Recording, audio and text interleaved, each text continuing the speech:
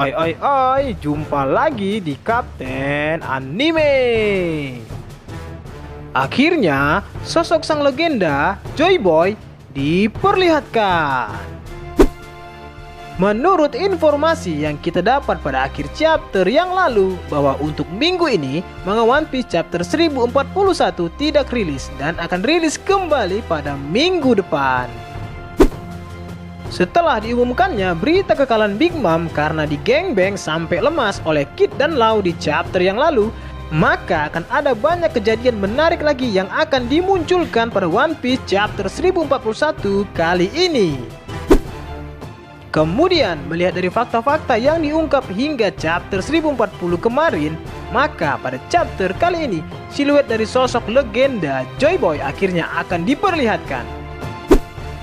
Lalu akan ditampilkan juga situasi Luffy dan Kaido yang terkejut akibat guncangan kuat pada Pulau Onigashima.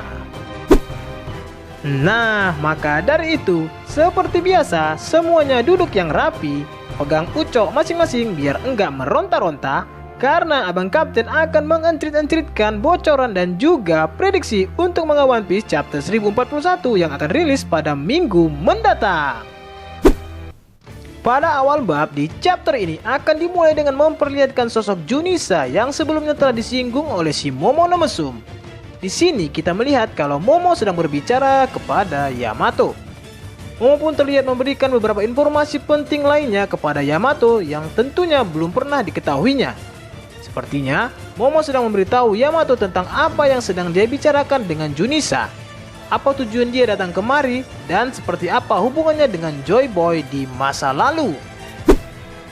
Chapter ini akan menjadi momen yang sangat cocok untuk memperlihatkan sebuah flashback tentang Junisa, yang mana akan menceritakan seperti apa kejadian di masa 800 tahun yang lalu ketika dia masih bersama dengan Joy Boy.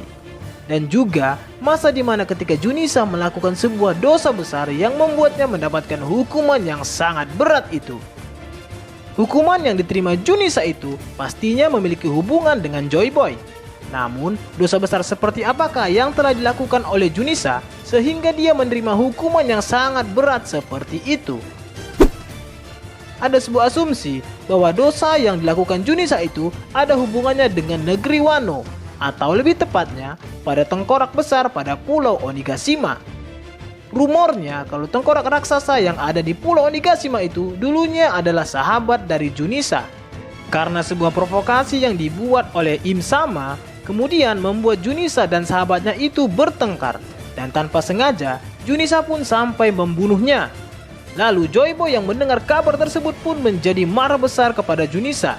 Dan kemudian menghukum Junisa untuk mengelilingi lautan tanpa henti. Kemungkinan kejadian itulah yang menjadi penyebab kedatangan Junisa ke negeri Wano untuk menebus dosanya.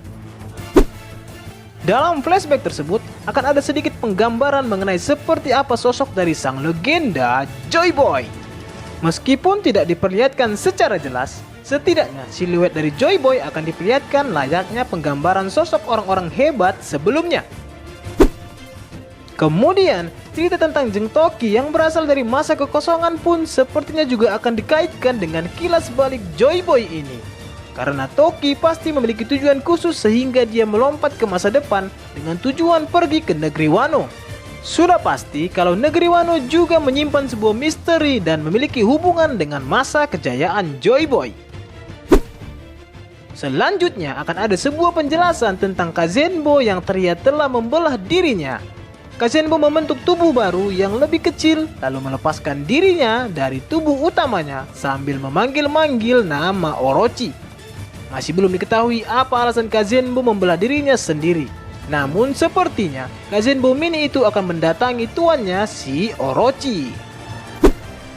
Di tempat lain diperlihatkan kalau Marco the Puyuh akan tiba di tempat Izo dan membantu Izo untuk melawan agen CP0.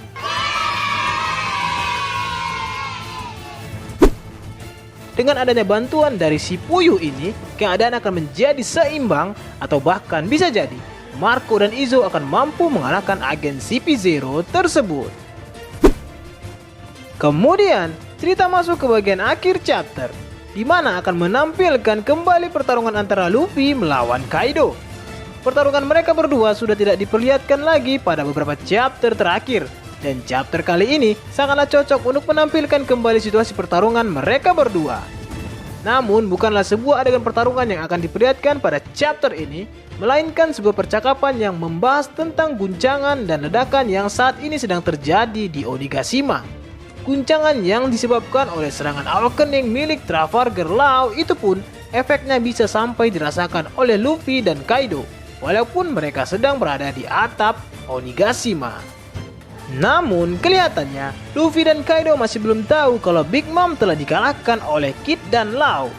Apabila mereka berdua sampai tahu berita kekalahan dari Big Mom itu, maka berita tersebut akan menambah semangat bertarung untuk Luffy.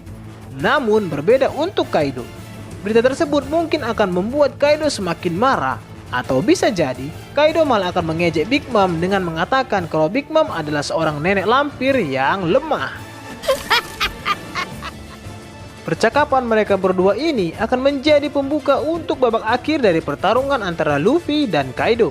Sehingga dalam beberapa chapter ke depan, mereka berdua akan benar-benar menggunakan seluruh kekuatan mereka, serta kekuatan ultimate yang selama ini belum mereka berdua perlihatkan. Nah, demikianlah akhir dari entrit-entritan bocoran dan juga prediksi untuk Manga One Piece chapter 1041 yang akan rilis pada minggu mendatang. Selamat menikmati dan semoga bermanfaat.